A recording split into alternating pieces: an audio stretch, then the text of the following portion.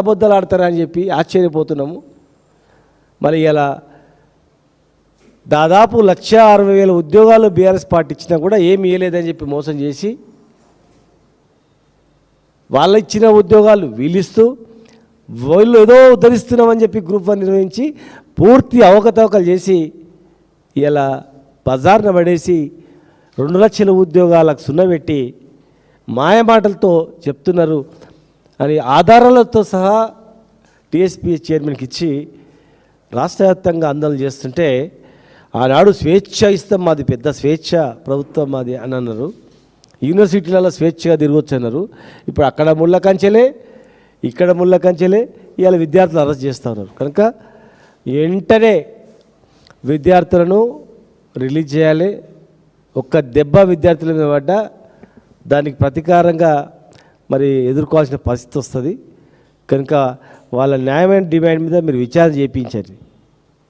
మీరు అంటారు కదా దానికి సిబిఐ అది అంటారు కదా, చేపియ్యారు. దీని మీద కూడా చేపియ్యారు, సిబిఐ విచారణ చేయించండి. మీ సంస్థల మీద మీకు నమ్మకం లేదు కదా, వాళ్ళకి ఇచ్చేయండి, ఇచ్చి నిరూపించారు అసలు ఏం లేదు, జీరో, వీళ్ళు చెప్పింది మా వాస్తవం కాదని చెప్పి నిరూపించుకోండి. తెలియజేస్తూ ఈరోజు ముఖ్యంగా దాదాపు 60% జనాభా గల బడుగు బలహీన వర్గాల వాళ్ళు మా పరిపాలనలో కేసీఆర్ గారి ముఖ్యమంత్రిగా ఉన్నప్పుడు ఎన్నో హామీలు ఇచ్చినా కూడా, ఎన్నో హామీలు నెరవేర్చినా కూడా, ఈయన హామీలను కూడా ప్రవేశపెట్టి ఎన్నో పథకాలు ప్రవేశపెట్టినా కూడా మరి వీళ్ళందరినీ అంతకన్నా ఎక్కువ చేస్తాం మేము. వాళ్ళు గొర్రెలిస్తే మేము డబ్బులే ఇస్తాం. వాళ్ళు 1000 కోట్ల చేప పిల్లలు చేస్తే మేము 2000 కోట్లు తీసుకొస్తాం. వాళ్ళు 5 లక్షల ఎక్స్గ్రేషియా ఇస్తే గీతా కార్మికులకు మేము 10 లక్షలు ఇస్తాం. అట్లా వాళ్ళకు ఏదో ఒక డబుల్ త్రిబుల్ చెప్పుకుంటూ పోయినరు, మోసపోయినరు, ఓట్లు వేసిండ్రు.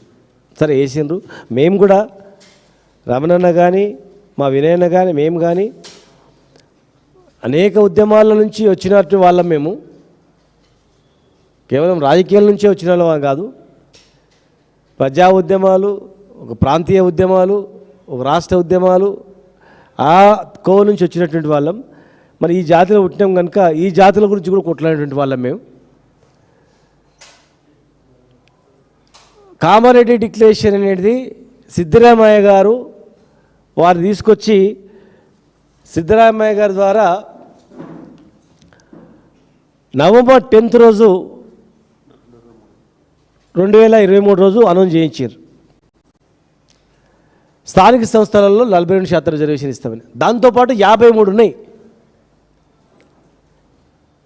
ఇవాళ ఏం తీసుకొచ్చారంటే కామారెడ్డి డిక్లరేషన్ అంటే కేవలం స్థానిక సంస్థలలో 42% రిజర్వేషన్ ఇవ్వడమే మా యొక్క ఎజెండా అనేటట్టు ఇస్తున్నారు. కానీ అనేక అంశాలు ఉన్నాయి. సంవత్సరానికి 20,000 కోట్ల సప్లాన్ మహాత్మా జ్యోతిబా పూలే మీద ఇస్తామని చెప్పన్నారు. కాంట్రాక్టర్లో, సివిల్ కాంట్రాక్టర్లో 42% రిజర్వేషన్ ఇస్తామని చెప్పిండ్రు. మున్నూరు కాపు కార్పొరేషన్ అన్నారు. గీత కార్మికులకు 10 లక్షల ఎక్స్గ్రేషియా అన్నారు. నేతన్నలకు సబ్సిడీ కింద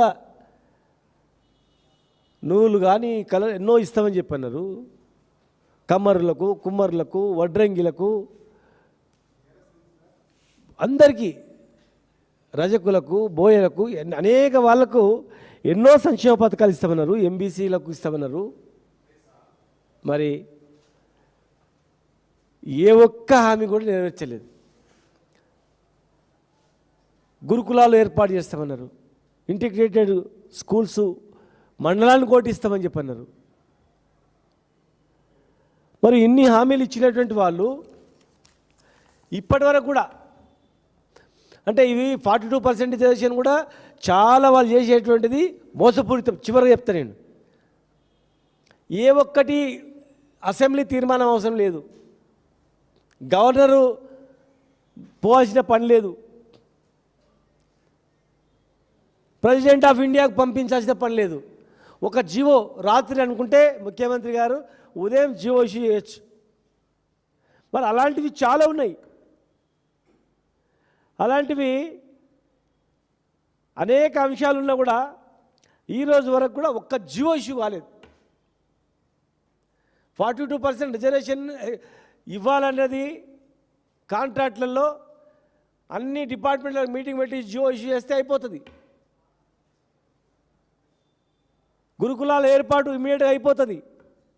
ఒకరోజు డిసిషన్ తీసుకుంటే, ఒక వర్క్షాప్ పెట్టుకుంటే.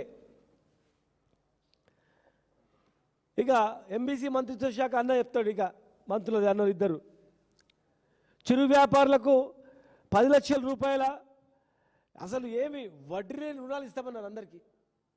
అక్కడ ఎక్కడ పోయింది అది? జిల్లా కేంద్రాల్లో 50 కోట్లతో స్టడీ సర్కిల్, లైబ్రరీలు, క్యాంటీన్తో సహా ఏర్పాటు చేస్తామన్నారు. ఎక్కడ ఒక్కటి కూడా కాలేదే. మీరు అనుకుంటే ఒక్కరోజు అయ్యే పని కదా, ఒక జియో ఇష్యూ చేస్తే అయిపోతుంది కదా.